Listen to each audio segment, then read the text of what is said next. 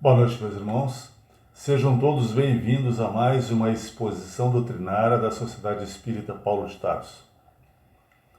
Para mim, mais do que uma satisfação, sempre é uma grande honra eu poder comentar pontos da doutrina espírita para a Sociedade Paulo de Tarso.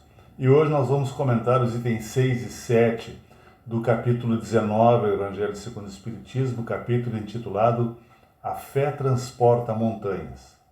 E a esses itens 6 e 7, Kardec deu o subtítulo de A Fé Religiosa, Condição da Fé Inabalável. E ele diz assim: do ponto de vista religioso, a fé consiste na crença em dogmas especiais que constituem as diferentes religiões. Todas elas têm seus artigos de fé, e sob esse aspecto a fé pode ser raciocinada ou cega. Levada ao excesso, produz o fanatismo. Assentando no erro, cedo ou tarde desmorona. Somente a fé que se baseia na verdade garante o futuro. Preconizar a alguém a fé cega é confessar-se impotente para demonstrar que se está com a razão. Ou seja, ele está nos dizendo que nós temos que raciocinar. A nossa fé deve ser embasada na razão. Deus não nos daria a capacidade de raciocínio se não fosse para nós a utilizarmos. Aliás, as leis de Deus nos forçam a desenvolver a inteligência.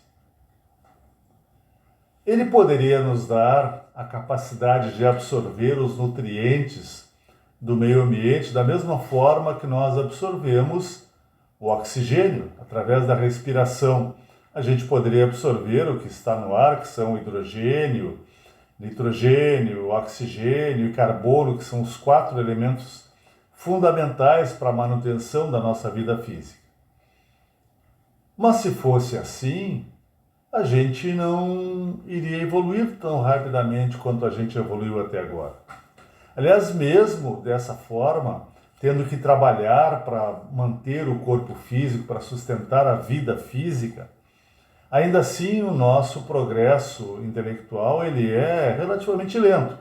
Mas se fôssemos absorver os nutrientes direto da natureza, sem precisarmos trabalhar para manter o corpo físico, a nossa inteligência seria muito mais rudimentar do que ela é até agora. Então, Deus, como não faz nada inútil, se Ele quer que nós sejamos inteligentes, é porque Ele quer que utilizemos essa inteligência. E não se pode esperar que alguém creia em algo que vai contra a sua capacidade de raciocínio. No item 7 deste capítulo 19, Kardec diz que a fé não se prescreve nem se impõe, e que ela se adquire e ninguém está impedido de possuí-la, mesmo entre aqueles que sejam os mais refratários. E ele diz que em certas pessoas a fé parece de uma certa forma inata, ou seja, uma centelha basta para desenvolver essa fé. E que essa capacidade, essa facilidade de assimilar as verdades espirituais é um sinal evidente de um progresso anterior. Em outras pessoas, diz Kardec, ao contrário, elas dificilmente penetram essas verdades, têm uma dificuldade para penetrar na mente de algumas pessoas. E aí ele diz que as primeiras já creram e compreenderam e trazem ao renascer a intuição do que souberam, estão com a educação feita. E que as segundas, aquelas que têm dificuldade, têm tudo para aprender. Estão com a educação por fazer. E diz assim, entretanto, essa educação se fará. E se não ficar concluída nessa encarnação, será noutra ou em outra. E essa fé inata a qual Kardec se refere, não significa que o encarnado que crê é alguém superior. Significa apenas que esse encarnado já vivenciou experiências que fortaleceram a sua fé.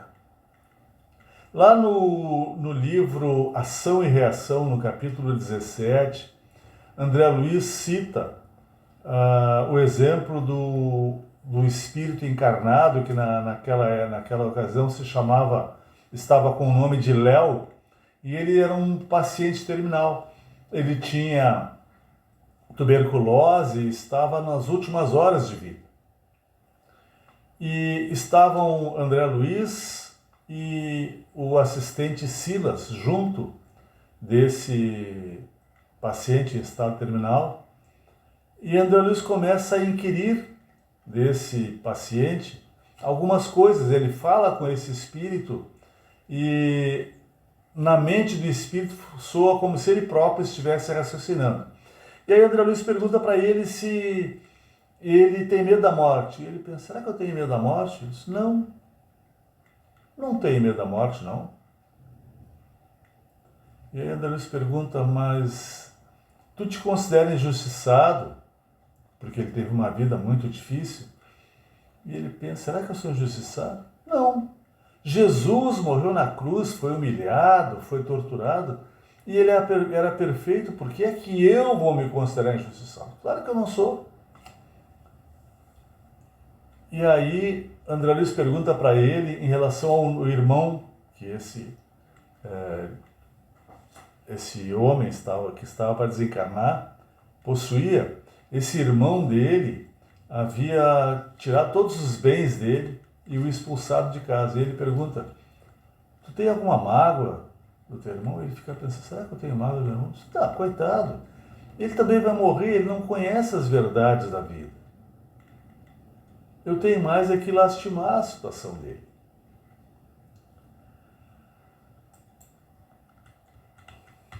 E o Kardec diz que a resistência que o incrédulo apresenta muitas vezes é mais decorrente da maneira como as pessoas apresentam para ele as verdades. E vejam, essa fé que parece inata, que eu disse que não significa que a pessoa que tem fé é superior, fica bem exemplificada nesse caso que a gente está citando aqui. Esse espírito encarnado que está para desencarnar, que está em estado terminal, na encarnação anterior, ele tinha um irmão que tinha problemas mentais e os pais desencarnaram quando ele era muito jovem ainda, já adulto, mas jovem. E ele ficaram como herdeiros dos bens dos pais, ele e o irmão. Mas provavelmente, como os pais já conheciam bem esse espírito na encarnação anterior, eles deixaram os bens do irmão que tinha retardamento mental a cargo de uma família, um casal de amigos em quem eles confiavam. E o Léo, esse desencarnante atual, na encarnação passada entrou na posse de metade dos bens. Mas como ele gostava muito de gozar a vida e gastava muito, em pouco tempo ele dissipou toda a sua parte da herança. E aí ele começou a pensar em entrar de posse da parte que era do irmão. E aí ele começou a deixar o irmão, que tinha problemas mentais e tinha problemas com a bronquite, deixar esse irmão andar de noite no frio. Mas apesar disso, o irmão resistia e não morria. E chegou um ponto em que ele já estava cheio de dívidas e ele precisava urgentemente do dinheiro do irmão, então ele esfaqueou o irmão e o matou. Quando voltou para o mundo espiritual após o desencarne, ele sofreu terrivelmente e percebeu a hediondez do crime dele. E percebam, o irmão, depois que morreu, o perdoou, não ficou com nenhuma mágoa dele. Mas ele não se perdoava. E aí ele pediu para ter uma nova encarnação onde ele passaria pelo mesmo problema. E aí ele veio também com problemas mentais. Quando ele ainda era pouco mais que adolescente, os pais desencarnaram e o irmão o convenceu a assinar documentos em que o irmão se tornava o tutor dele. E aí, depois que ele assinou esses documentos, o irmão o colocou num hospício. Ele ficou anos lá e quando ele teve uma certa melhora foi liberado. Voltou para casa e a irmã disse, aqui tu não fica, vai cuidar da tua vida. E aí ele não tinha o que fazer, não tinha para onde ir, conseguiu, pela bondade de uma pessoa, ser o vigia noturno de um prédio comercial. E aí ele passava as noites no frio. E passando as noites no frio, com o tempo, ele acabou desenvolvendo a tuberculose que o estava levando à morte. Então vejam, ele não se sentia injustiçado, não tinha mágoa do irmão, acreditava, embora não fosse espírita, ele era católico, acreditava que iria sobreviver, mas ele não era um espírito superior, era um espírito que na encarnação anterior tinha cometido um crime grave. Mas a experiência da qual ele participou ficou gravada no seu psiquismo e ele tinha certeza de que queria continuar vivo, tinha certeza de que Deus é justo, confiava em Jesus. Então a fé em si não é um indicativo de que o espírito é superior. Então essa compreensão das leis de Deus é fundamental para nós. Nós precisamos compreender as leis do Pai. Essa compreensão vai nos dar uma fé sólida, uma fé estável, que vai resistir até mesmo aos reveses que todos nós sofremos nessa nossa passagem aqui pelo mundo material. Entendendo por que estamos aqui, vai ficar mais fácil aceitarmos as coisas que contrariam as nossas vontades. E também entendendo por que estamos aqui, qual é o objetivo da encarnação, vai ficar mais fácil tomarmos as atitudes necessárias para atingirmos os objetivos da nossa encarnação. Um exemplo disso ocorre com aqueles que vêm às casas espíritas tangidos pela obsessão.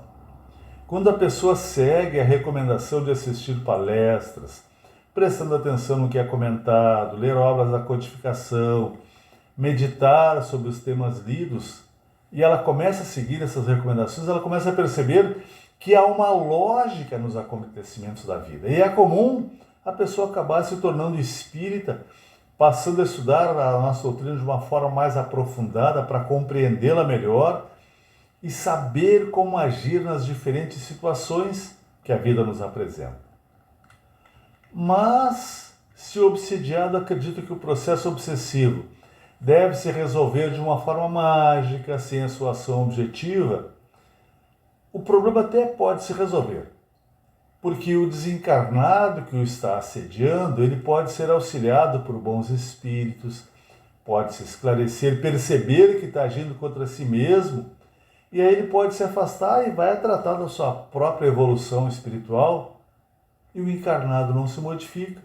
Mas nesse caso, o encarnado que não se aproveitou da oportunidade de esclarecimento, ele se vê livre do assédio do ex-inimigo e se afasta da casa espírita, como o doente do corpo físico que após a cura da doença não precisa mais de médico. E aí, esse ex-obsidiado volta a viver a mesma vida de antes, a cometer os mesmos erros que cometia, a sofrer as consequências de uma vida em desarmonia com as leis de Deus. E a acreditar que os problemas que ele enfrenta são decorrentes do que os outros fazem e não do que ele mesmo faz. Os culpados são a esposa, o marido, o patrão, o empregado, o vizinho, os pais, os filhos, etc. Mas não ele. E essa fé que a gente adquire conhecendo a nossa doutrina, ela não deve ser uma fé inerte, uma fé paralisada. Ela deve ser acompanhada da ação, porque se não for acompanhada da ação, ela não vai produzir os resultados positivos que ela pode proporcionar. Da mesma forma que o amor, que não é utilizado, transformando-se em obras em benefício daquele que é seu objeto, ele não tem utilidade, a fé inerte também não traz a quem a possui todos os benefícios que ela pode produzir quando a pessoa a utiliza. Assim como um medicamento que trata as doenças só beneficia aqueles que as utilizam, né? Eu estou doente, eu compro um remédio, eu pego o remédio, boto lá na minha cômoda, deixo parado, eu não vou me curar. Eu só vou me curar se eu tomar aquele medicamento. Da mesma forma, a fé só beneficia aquele que se utiliza dela, que usa a fé para o enfrentamento das suas dificuldades, para o enfrentamento das adversidades que são normais nas nossas vidas de encarnados. Então, aquele que toma conhecimento das leis de Deus tem que utilizar esses conhecimentos. Se eu sei que perdoar faz bem, que auxiliar os meus semelhantes é uma coisa boa, que é necessário tratar bem o meu irmão, tratá-lo como eu gosto de ser tratado, então eu preciso agir dessas maneiras nas minhas relações com os meus semelhantes para que a minha vida seja uma vida de mais paz. E essa fé, como diz Kardec, embasada no raciocínio, no conhecimento das leis de Deus, é fundamental, porque aqueles benefícios que nós procuramos podem não ser úteis ao nosso progresso espiritual. Aí o desconhecimento pode nos fazer perder a confiança em Deus, achar que Ele não existe ou que Ele não se importa conosco. E pensando assim, nós podemos entender que o que mais vale é procurarmos o melhor para nós mesmos, independentemente de quem possa se prejudicar com isso. Vamos dar um exemplo. Alguém está com uma doença em fase terminal. Se a pessoa não conhece as leis de Deus, ela pode entender que, já que vai morrer, melhor é aproveitar as alegrias, os gozos que o mundo material pode proporcionar, mesmo que alguém se prejudique. Isso vai ser um grande erro, será justamente o contrário do que a pessoa tem que fazer.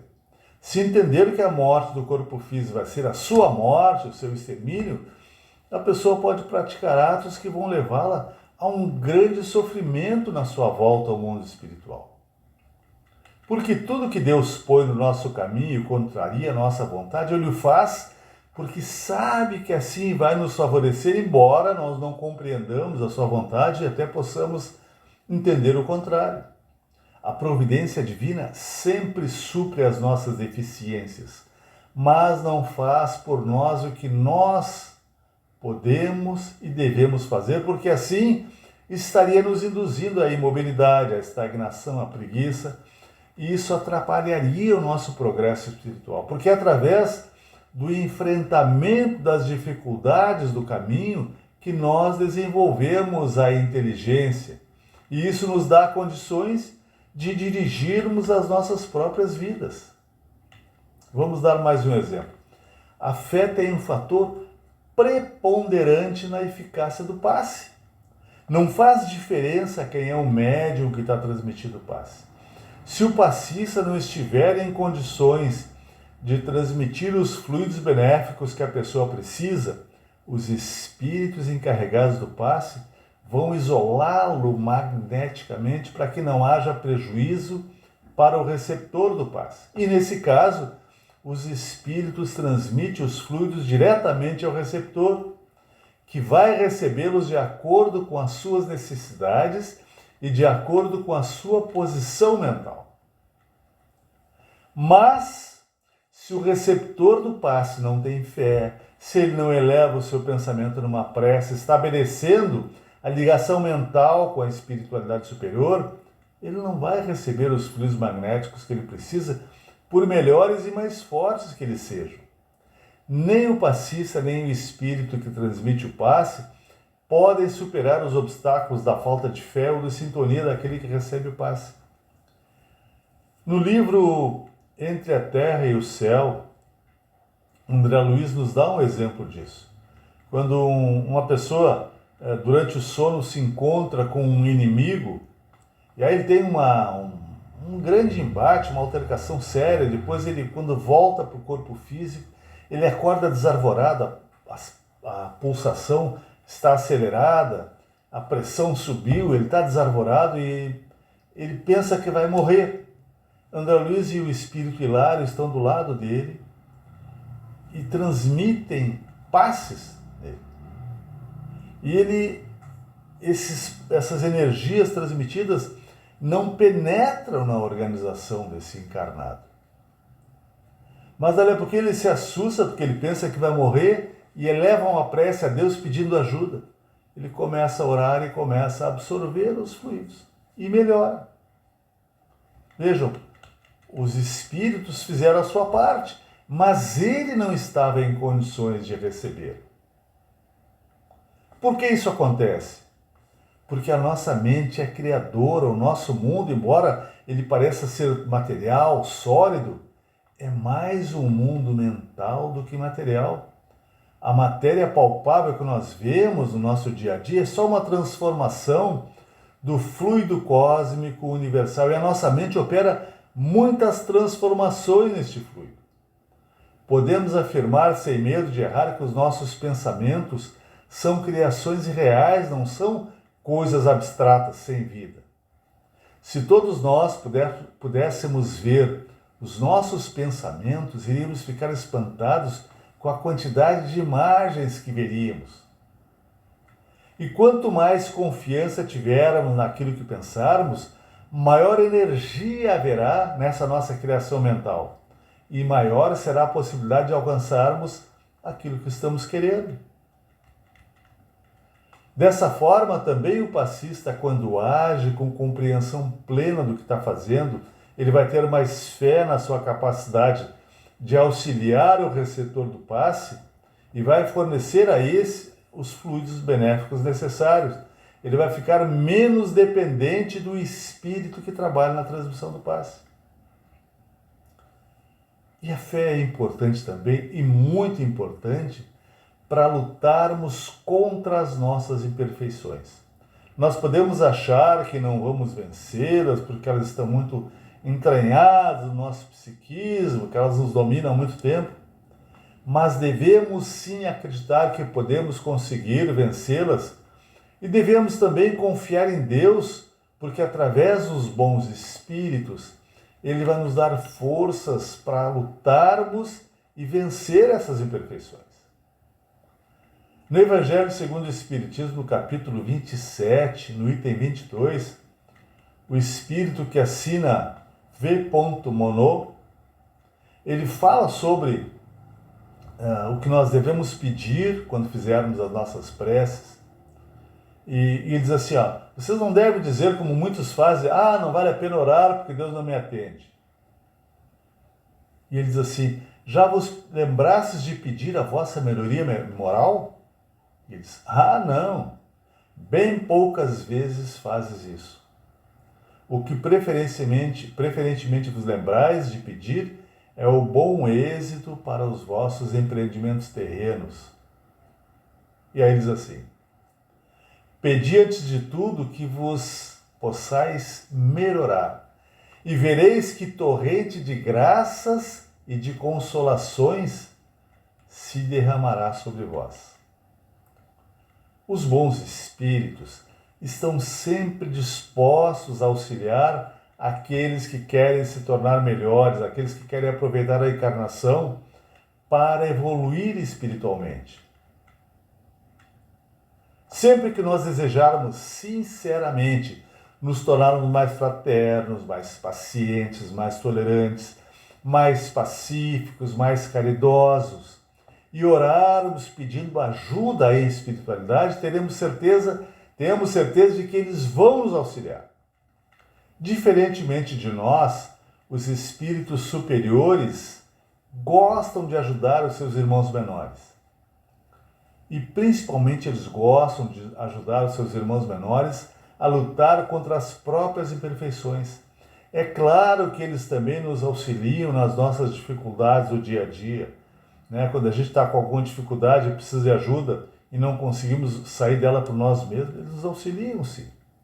Mas eles ficam muito mais felizes quando nos auxiliam a nos tornarmos melhores, porque assim eles vão estar nos ajudando a nos tornarmos mais independentes e a construirmos nós mesmos a nossa felicidade. Com o esforço de nossa parte e com o auxílio dos bons espíritos e com a nossa fé, o que parece impossível de início vai se mostrando cada vez mais possível com o passar do tempo. E como disse esse espírito V. Monod, à medida que passarmos a agir mais corretamente, as nossas vidas ficarão mais agradáveis, passaremos a ter mais paz. Por isso nós preconizamos muito ao longo dos anos que os espíritas devem estudar a nossa doutrina, procurar se aprofundar na compreensão do espiritismo, porque quanto mais estudamos a doutrina espírita, mais nós percebemos o quanto a nossa felicidade está na nossa mão. O aprofundamento do estudo da doutrina espírita nos dá um resultado análogo ao que acontece com aqueles que estudam as leis da ciência física. Vamos dar exemplo. A água é composta de 2 átomos de hidrogênio e 1 átomo de oxigênio. O hidrogênio é talvez o maior combustível que existe no nosso mundo. Não sei se é o maior, mas é um dos maiores. Mas para queimar, todos os combustíveis precisam de oxigênio. E aí nós temos oxigênio e hidrogênio reunidos. E o que acontece quando nós colocamos água no fogo? Apaga o fogo. Nós não vivemos sem oxigênio. O átomo de oxigênio, a molécula, é composta de 2 átomos, é O2. A gente pode pensar, se eu botar mais oxigênio no ar que eu respiro, fica mais fácil para tirar do meu organismo o carbono que sobra, né, na queima lá no cérebro, da energia que é consumida no cérebro. Não! Se eu colocar mais um átomo de oxigênio na molécula de oxigênio, eu faço um O3, é ozônio, é um gás venenoso. Então, às vezes as coisas parecem muito triviais e a gente vai examinar e percebe que não é bem assim. E cometemos muitos erros nas nossas vidas de encarnados, agindo sem um grande conhecimento da lei de Deus, agindo errado, achando que estamos agindo certo.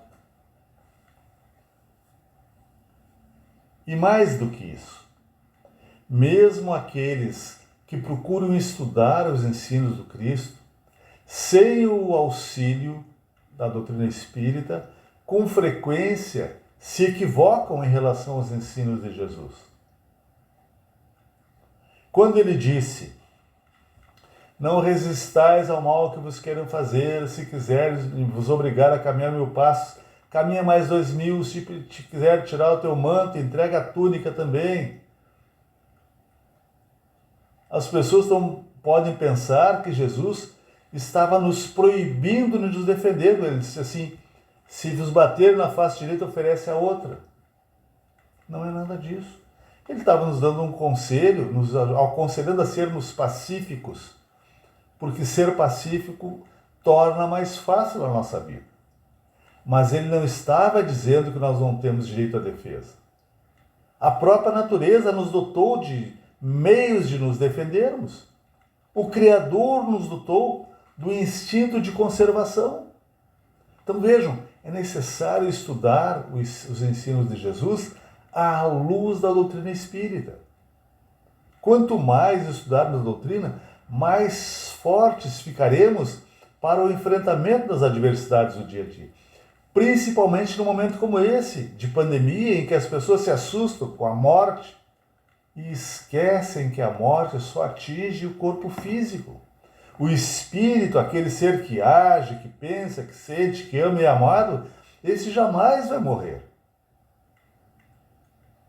Então, em nosso próprio benefício, procuremos estudar as leis de Deus à luz do Espiritismo. Fazendo isso, talvez os problemas não saiam da nossa frente, mas nós nos tornaremos maiores e mais fortes do que eles e eles vão nos fazer sofrer muito menos.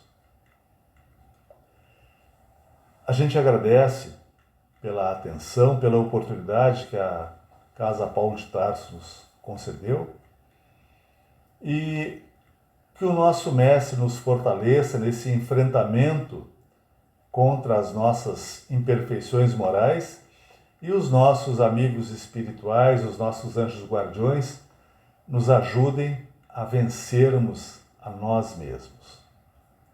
Estejamos em paz.